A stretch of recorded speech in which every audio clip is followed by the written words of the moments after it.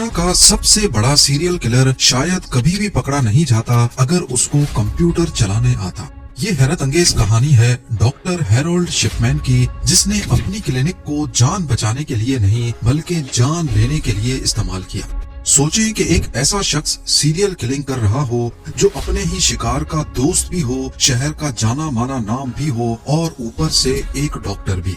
England के hide नामी एक छोटे टाउन में जहां सिर्फ 30,000 लोग बसते हैं, वहां पर 23 सालों तक वो सबकी नाक के नीचे सीरियल किलिंग करता रहा।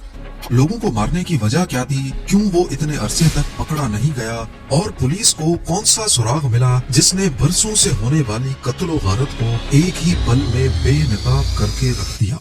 नाजरीन, डॉक्टर हैरोल्ड शिपमैन इंग्लैंड में मैनचेस्टर के करीब हाइड नामी एक छोटे टाउन में अपनी क्लिनिक चलाया करता था। डॉक्टर ज्यादातर ऐसे पेशेंट्स को टारगेट करता जो अकेले रहते थे और काफी बूढ़े होते थे, जिनकी मौत पर किसी को शक भी ना हो सके। यहाँ की टोटल आबादी 30,000 के करीब थी और उसमें से 3,000 लोग डॉक्टर शिपमैन के पेशेंट थे।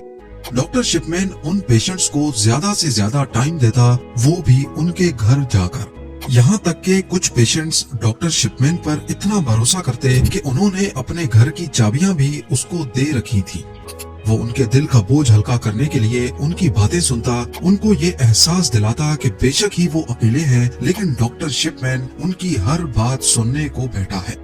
अपने इसी रवैये की वजह से वो हाइड में काफी मशहूर हो चुका था, पर इस सब की आड़ में डॉक्टर शिपमैन बातों बातों में उनकी सारी डिटेल्स निकलवाता था कि कौन किस वक्त अकेला होता है, किसके पास कितनी दौलत और कितनी जायदाद है, घर में कौन कौन आता है और रिश्तेदार कहाँ रहते हैं। कई सालों तक ये सिलसिला चलता रहा। पकड़ा जाना तो दूर की बात, उन पर किसी को शक भी नहीं हुआ। अब क्योंकि वो पेशेंट्स पहले ही 80 साल से ज्यादा के होते, तो उनकी मौत पर किसी को शक भी नहीं होता। डॉक्टर शिपमैन ने अपने कैरियर की शुरुआत हाइड से 70 किलोमीटर दूर पॉन्टिफ्रेक्ट नामी टाउन से की थी। फिर 1974 में वो पॉन्टिफ्रेक्ट छोड़कर टॉड मॉडर्न चला गया, जहां वो अब्राहम और मुराद मेडिकल सेंटर में जनरल प्रैक्टिशनर की पोजीशन पर लग गया। 1980s में वो जीपी की पोजीशन पर प्रैक्टिस करता रहा और इस बीच ना उसने नशा छोड़ा और ना मौका ढूंढकर बूढ़े पेशेंट्स का कत्ल।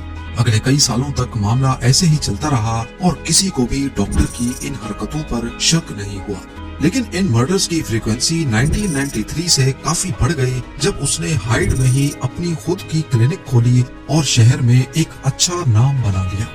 जब डॉक्टर हैरोल्ड शिपमैन के पेशेंट्स मर जाया करते थे, तो वो खुद ही फॉर्म B साइन करता था, जिसमें वो मरीज की डेथ का कॉज लिखता है। लेकिन मसला ये था कि फॉर्म C जो दूसरे डॉक्टर को साइन करना होता है, वो भी ज्यादातर केसेस में शिपमैन के दोस्त डॉक्टर्स या उन लोगों से साइन करवाया जाता जो उस पर शक नहीं करते थे। इस प्रोसेस की वजह से कई डेथ्स अनइन्वेस्टिगेटेड रह गईं और यही वजह थी कि शिपमैन अपनी कत्लो गारत को आसानी से छुपा पाया।